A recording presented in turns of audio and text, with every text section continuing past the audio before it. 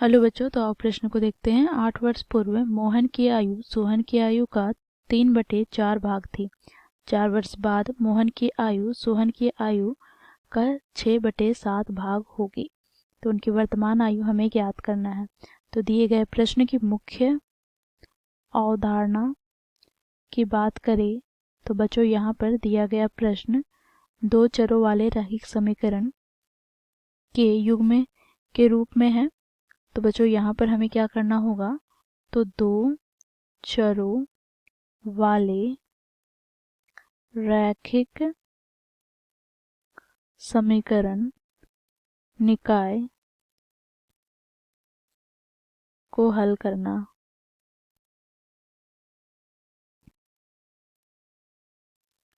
है। तो दिए गए प्रश्न को बच्चों इस मुख्य अवधारणा की सहायता से हम हल करेंगे।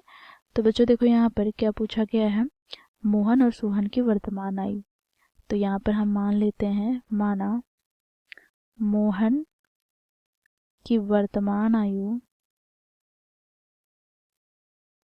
बराबर x वर्ष तथा सोहन की वर्तमान आयु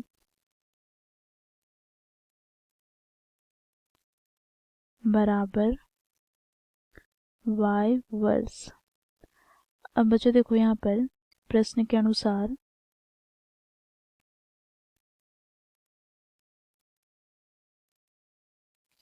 क्या बोला गया है, 8 वर्ष पूर्व मोहन की आयु। तो 8 वर्ष पूर्व मोहन की आयु क्या हो जाएगा बच्चों, तो देखो यहाँ पर x - 8 और सोहन की आयु क्या हो जाएगी, तो y - 8। अभी क्या बोला जा रहा है, मोहन की आयु सोहन की आयु का 3/4 भाग होता है। तो ये हो गया मोहन की आयु, अब ये हो गया सोहन की आयु। तो मोहन की आयु सोहन की आयु का 3/4 भाग होता है। तो इस प्रकार हमें समीकरण प्राप्त हुआ। इसे हम हल करते हैं तो 4x - 8 चौके 32 बराबर 3y - 8 दिया 24। अब बच्चों देखो यहाँ से हमें प्राप्त हो जाएगा क्या, तो 4x - 3y बराबर यहाँ पर -24 + 32।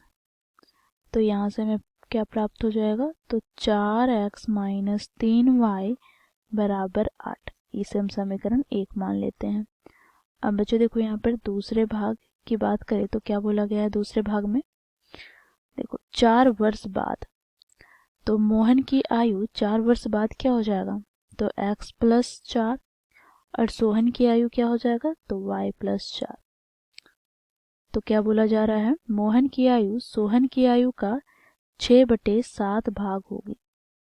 तो यहाँ पर मोहन की आयु यदि x + 4 वर्ष है तो ये बराबर हो जाएगा सोहन की आयु का 6/7 भाग के। ठीक है, अब यहाँ से इस समीकरण को हल करेंगे तो त्रिया गुना करते हैं तो 7x + 7 चौके 28 बराबर 6y + 6 चौके 24।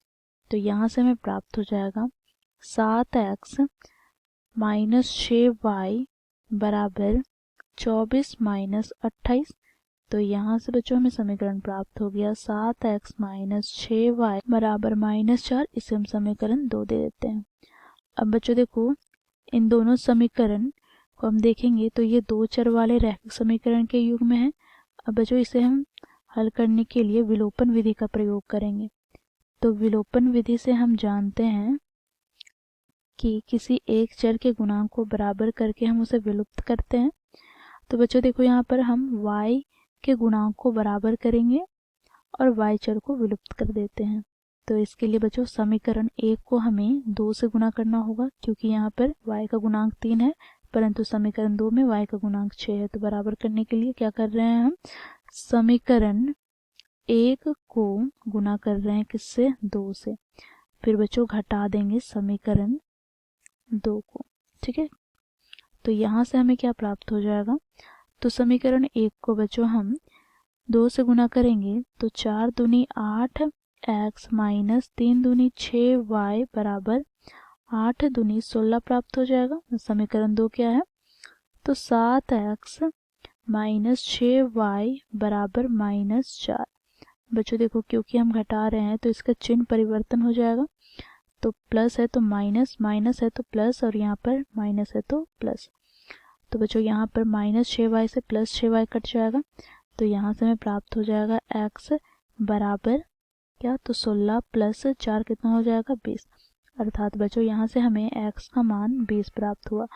अब बच्चों y का मान हमें ज्ञात करना है, तो इसके लिए हम क्या करेंगे, समीकरण 1 या 2 किसी में भी बच्चों हम x का मान रखेंगे। तो समीकरण 1 से यहाँ पर हम जानते हैं क्या होता है, तो 4x माइनस 3y बराबर 8।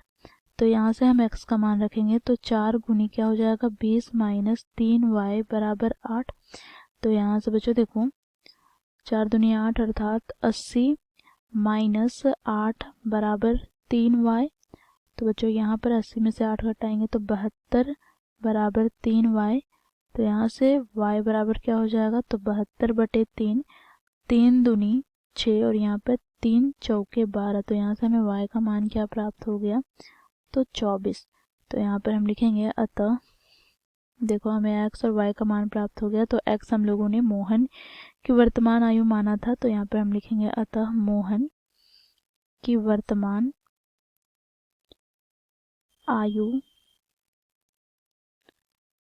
बराबर x वर्ष, अर्थात x का मान क्या है, तो देखो यहाँ पर 20। तो यहाँ पर हम लिखेंगे 20 वर्ष तथा सोहन की वर्तमान आयु y वर्ष अर्थात 24 वर्ष। तो बच्चों देखो इस प्रकार हम लोगों ने दिए गए प्रश्न को मुख्य अवधारणा की सहायता से हल किया। आशा करती हूँ आप लोगों को यह प्रश्न समझ में आया होगा। धन्यवाद।